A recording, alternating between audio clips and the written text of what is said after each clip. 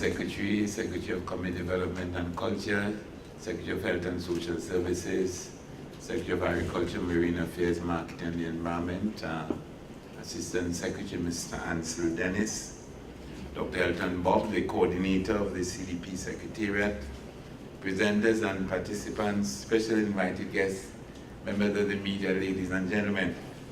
Let me first clear my name. As I came in, the thing started. So there might have been the feeling that I am the reason why it started late. I was told to come at 9, so I just want to clear the air. This morning when I was thinking of what I should say, I wondered how I could make the link between the CDP, what we are doing today, and what Tobago must do in the years ahead. And it came to me that this is about development, economic development, social development, whatever you care to call it. And therefore I decided that maybe the link could come with what I call the 4 Ps. Persistent planning and progressive people. And I think that as we go through the next 2 days, we'll recognize that maybe that is what it is all about. Persistent planning and progressive people. Because I want us all to bear in mind that there's a difference between having a plan and planning. In fact, I would tend to feel that Trinidad and Tobago over the past decades has had more plans per head of population than any other landmass in the world. We're very good at setting up committees, having consultations, tabling reports, and formulating plans. And most of those plans are excellent plans. The challenge that we always have is working out the logistics to operationalize the plans. And I want to tell you, this administration which I head is in fact guilty of that. And the reason why we are here today to take this approach with CDP 2, the Comprehensive Development Plan second phase, is because of some of the mistakes and some of the shortcomings that we recognize with respect to the implementation of CDP 1. In other words, we had an excellent plan, but we recognized when we did the evaluation that a number of aspects of the plan were not operationalized, and consequently the plan did not have the effect and did not make the difference that it should have because of that shortcoming or those shortcomings. And therefore we decided to take a different approach in dealing with the second phase of our comprehensive economic development plan. And that is why we set up the Secretariat, and that is why we gave the Secretariat a specific mandate. And the mandate, of course, was a mandate that is linked to the whole concept of persistent planning. And that their role will be about monitoring, about reviewing, about providing feedback, and facilitating positive change. And I want to emphasize the term facilitate. The Secretariat is not primarily an implementation agency. It can guide, it can advise, it can monitor, it can evaluate, but it is not an implementation body. And therefore the implementation has to be done by the agencies and the individuals outside of the Secretariat. And it means therefore that one of their first priorities was to foster collaboration among the divisions, and so that you can have the kind of effective communication and that people will be sensitized to the concerns and the challenges, and that there will be a common understanding of the expectations and the agendas of each group, of each individual.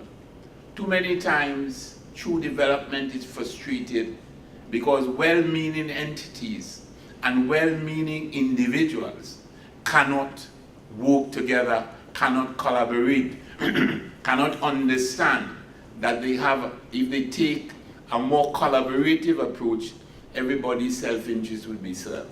And therefore, one of the things that frustrates me is when well-meaning people spend so much time disagreeing with one another, when in truth and in fact, when you examine it, they all have or should have the same common purpose and the same common objective. And therefore it is in that context that we've got to look at the people factor. And that's why I speak about progressive people. Because it is a truism, ladies and gentlemen, that if you have to effect change, the people have to change. And in order for people to change, they first have to get the information. They got to be sensitized to what the objectives are, and then you got to get buy-in. And you're not going to get buy-in to a concept because it's inherently good, or because you say it is good. You get buy-in to a concept when people are convinced not only that it's good, but that it's good for them. And it is in that context that I'm saying that one of the major issues with which we have to treat, and that is why sessions like this are so important. One of the important issues with which we got to treat is, one, how do you give people relevant information? How do you craft the information and disseminate the information in such a manner that people will understand and people will be sensitized not only to what is to be done, but to what they should do. And then, of course, how do you, at the end of the day, get the people to buy in so that they will be part of the process? Because people, all people, in all sectors, at all times, must recognize that they have a role to play if the objectives are going to be achieved. Because that is one of the reasons why there are so many beautiful plans sitting on so many dusty shelves in so many rooms throughout this country. Because the plans did not get to the people. And therefore the people were not able to get involved. They were not able to buy in, and they were not able to operationalize the plans. And therefore we have to make sure, learning from our own experiences and from our own mistakes, how we could do it, not perfectly, but a little bit better this time around. When you look here, you will see our strategic priority areas. And I want to suggest to us that those areas are not only linked to each other, but inextricably linked to the people.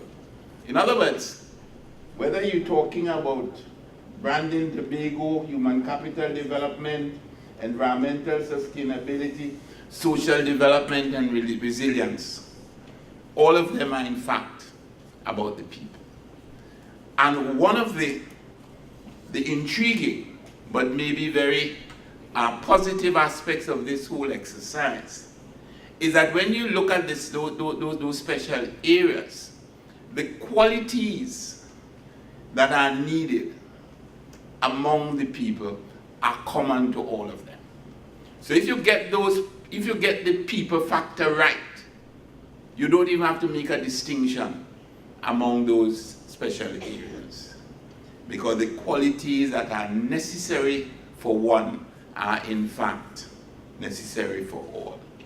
And I'm saying therefore that as we go through today's exercise, all of us should be a little bit introspective and ask ourselves, what are those qualities with which we must treat? At the last convention that I would have attended, Dr. Farrell made a very interesting point, and it will remain relevant for a long time. He made the point that over the last couple decades, we in Tobago might have lost or are losing or run the risk of losing some of those positive qualities that defined us as Tobagoans. And I want us, again, to ask ourselves whether we have lost them, and if we have, or whether we run the risk of losing them. But how can we revitalize or revive those qualities among us? Because I'm saying to you that those qualities are just as important in treating with today's problems as they were in treating with the challenges which our parents and grandparents and foreparents would have faced decades ago. And what are some of them? I want to link them. Taking responsibility, being self-reliant, and understanding what is in your own self-interest. And the three of them are linked. A lot of us in Tobago are not prepared to take responsibility. We tend first to look outside of ourselves for the solution to our problems. And you blame. And it's very comforting to always have somebody to blame. Life becomes very comfortable. But then you lose control of the process. You lose control of your own destiny. And therefore we have got, as Tobagonians, to understand the importance of taking responsibility and the link toward to taking responsibility and being self-reliant. And understanding that in effect is in our own self-interest. There was a story that a frequent visitor would have brought to me to indicate how different people see their role. He said he was traveling in a taxi in Tobago, and between, and I'm not generalizing it, this might be the only taxi driver that would have done that, so don't get me wrong. Between Crown Point and Rocks Road, the taxi driver told him everything negative about Tobago. Never saw him before in his life. And he compared it to an incident in Barbados. He's traveling in the taxi, and the road is bumpy and so on. And he's telling the taxi driver, all the roads bad so. And the taxi driver say, you see that statue of Garfield Sobers across there and so on, they're looking good. In other words, he don't change the subject already. Because he understands that his self-interest is linked to this visitor having a good impression of Barbados, as against the other example. I'm making the point that we should not just deal with this exercise from some esoteric perspective. We have got to convince everybody in this room, and everybody in this room has got to go out there and convince the people with whom they interface, that being self-reliant and getting involved is not because of, helping Tobago. You are helping yourself. And therefore, I would want us to try as far as possible to personalize this whole process. And then the question of productivity. I will not going to go into that. Enough has been said about it. The question is, what do we do about it? I just want to indicate to you that the Tobago House of Assembly, we understand and we recognize, and that the Division of Labor and the entire Executive Council is now working on various strategies which we're going to reveal within the next couple of days during our budget statement and so on, as to how we can start treating with some of the concerns, or continue to treat, I should say, with some of the concerns with respect to productivity. But productivity is not just the business of the Tobago House of Assembly. Productivity is the people's business. Productivity is the business of everybody here. Productivity has to come from within.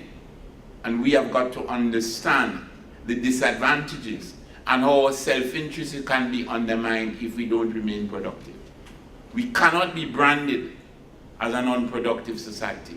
If we are branded as an unproductive society, I don't have to go into all the negatives that will come from that. And the question of community spirit and collaboration, and that is what I'm hoping we're seeing here, that people from different sectors, people with different interests, people with different agendas, will all recognize the importance of them collaborating, so that at the end of the day, that collaboration can in fact make it more possible for each individual and each sector to achieve its objectives. And the final point that I want to make to bring everything together, there's There's a tune, how it goes, now is the time. No, don't panic, I'm not going to sing it. But now is the time. Now is the time when we got to do things right and bring everything together. Now is the time for persistent planning, and now is the time for progressive people. Because everything is coming together. The negatives and the positives, they're all coming together. There's a question about the economic climate and what that can do to a society that is not prepared, to a society that is not planning, to a society whose people are not progressive, and whose people are not self-reliant, and whose people are not productive. We've got to understand the implications of that, that we might not have any control over the economic climate. A lot of it is out of our hands. What is in our hands is in fact how we respond. And therefore we have got to understand that and link that to persistent planning and the need for us all to be progressive people. We talk about climate change. How do we treat with that? I think you have something here that treats with coastal erosion. But we might not be able to do all that has to do with coastal erosion except we institute fairly expensive and, reasonably, complicated responses. But when you're dealing with something like environmental degradation, we have a role to play with that. Whether it is degradation with respect to a forest, or marine environment, or waterways, even our streets, even the areas outside of our houses, we have a role to play in that. And then, of course, all of this is happening at a time when we in Tobago want more political power. We want more political power in a situation where we have fewer resources. And therefore, if we are to be taken seriously, we have got to send a signal to the world that we're serious. And in order to be serious, we've got to do some introspection. So I just want, as I close, to maybe conclude that in the final analysis, this is a people thing. With all the talk, it's a people thing. And we have got to get involved, and we have got to ensure that we do what is necessary to get the people involved. Because I always say something when I come to the end of these discourses, because it is a concern which I always have, that we speak to the converted in these rooms. You're here because you're interested. So a lot of what I'm saying here might be totally relevant to you because you hear it, you believe it.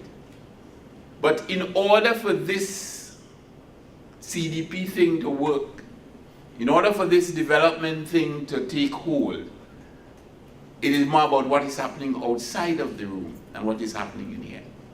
And therefore each of us has got to ask a question and maybe take on a responsibility to decide, what am I prepared to do? To take all those messages, to take all that good feeling, to take all those initiatives and all those recommendations. What am I going to do to take it outside of the room? What am I going to do to make sure that I use it and use myself to make some little difference in the workplace, and if not in the workplace, in my particular space?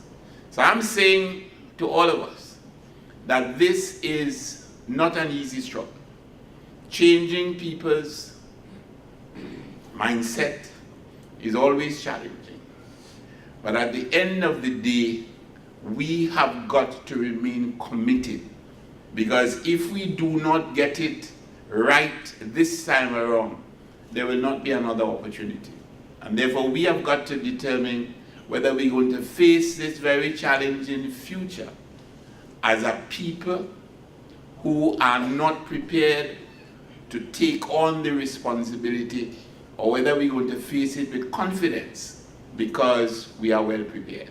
I think that we are well on the way, or at least we've made a good start in ensuring that we have the quality of persistent planning, and that we hopefully will be able to nurture the progressive people that will guarantee or give us some degree of confidence that we will be able to meet the challenges and surmount them, but just as importantly, to take advantage of the opportunities that still abound in our space.